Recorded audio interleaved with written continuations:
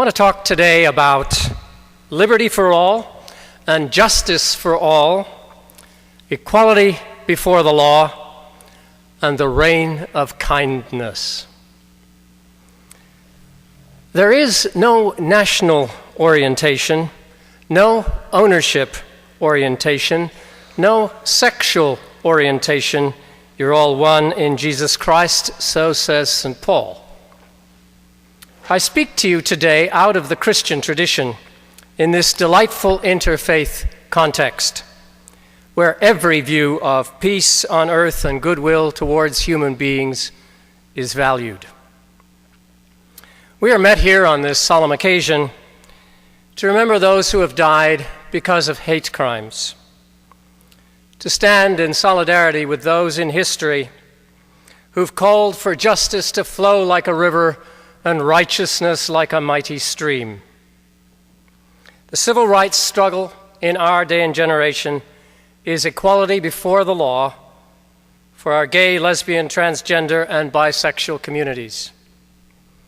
We are here today to cash the check promised long ago by the founders of this country that all are created equal and must be treated equally before the law. We have cashed that check for the African American community, the Latin community, the Japanese community, and for women. On the 29th of September, 2009, U.S. District Judge Jordan dismissed a lawsuit, essentially finding that the Jackson Memorial Hospital was within its rights to deny access to the immediate family of Lisa Pond when she lay dying in the intensive care unit. Separated from her lesbian partner of some 18 years and their adopted children, Lisa died cut off from the family that she loved. Her family was denied access, although standard family information was available to other people in the intensive care unit. This family got none, even though Janice, her partner, had power of attorney and was legal guardian with authority to make end-of-life decisions.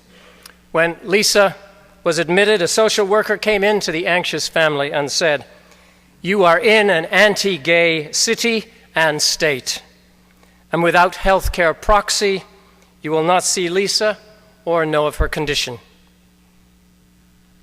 Janice had to watch as other families were invited back inside the unit to visit their loved ones.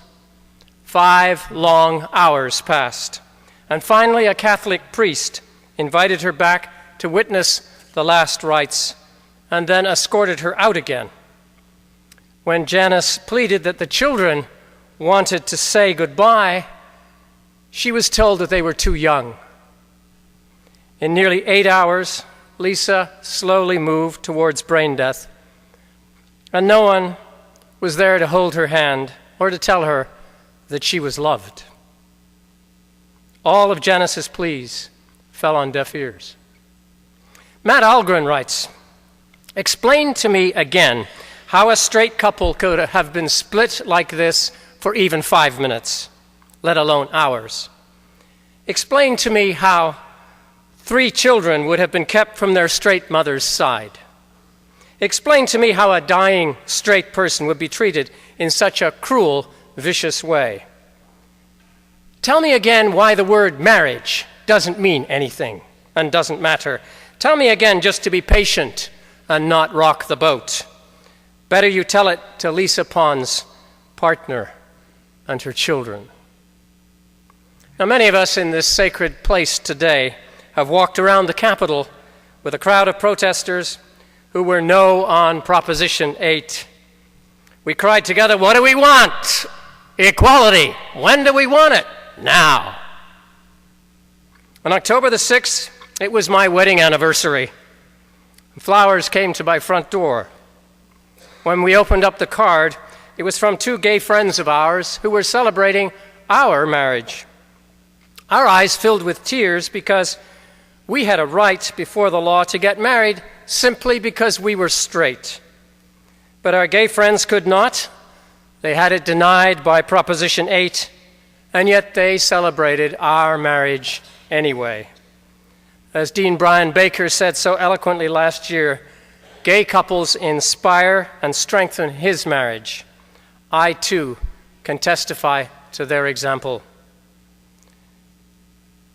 Last year, I celebrated a gay marriage, and it was one of the most loving marriages I've ever presided over. It was one of the 18,000 marriages that were able to cash the founder's check. I want today to speak then to my Christian brothers and sisters who campaigned for the yes on Proposition 8. I was involved in the no on 8 campaign. And in the course of it, I listened to my Christian brothers and sisters complain that family values were at stake. It was anti-biblical. It was morally wrong. It was a repeat of Sodom and Gomorrah. I listened as disinformation was deliberately spread, teaching that same-sex marriage would take place in schools if the no on Prop 8 won. That was circulated as truth. The state vehemently denied that to be the case. I noted the millions of dollars poured into the Yes on 8 campaign by Mormons and Catholics. Was this a proper use of a 501c3? Legislation was influenced. And I wondered, what's driving these desperate measures? And I came to two conclusions. One, fear. And two, a need to control other people. The fear was genuine, coming from the belief that somehow God would be displeased. The impending anger of God was the reason that control was needed to stop the No on 8 campaign. And all of this was justified by scriptures lifted from the Judeo-Christian tradition. And that is why the GLBT community needed to be controlled, these folks said, for their own good and for the good of society. Dangerous, patronizing stuff. I wept. Why? Because all of the other scriptures in that tradition were being ignored completely, like the very most basic. Thou shalt love thy neighbor as thyself. For instance, was it neighbor love that Lisa Pond experienced in the Jackson Memorial Hospital? You know it was not. St. Paul was an interesting guy. He's often quoted by Christians as being anti-gay. But they forget the state of the knowledge of the world that was available to St. Paul. Not only did St. Paul not know about space travel or radio and television or cell phones, he also did not know about the human genome, or that human sexuality lies along a spectrum from very male to very female with everything in between. If St. Paul was our contemporary, he would surely have a degree from Yale or Harvard, and he would be on the top of the issues of the day and the latest scientific research. Research which shows clearly that we were not all created as heterosexuals, as he mistakenly believed. Wrong assumptions, no matter how brilliant we may be, lead to wrong conclusions and terrible legislation. St. Paul's legislation regarding the gay community was simply wrong. He was doing his best with what he knew, but I know that if he was around today, he would be, number one, very surprised that his writings were taken as scripture, and two, he would have done his homework on the GLBT community, and he'd be standing in solidarity with us today, demanding equality before the law. I see him at the front of the line with Lisa in the Capitol steps. That's who St. Paul would be.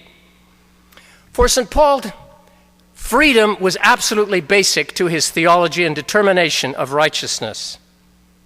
We were not robots. We were beings of free choice.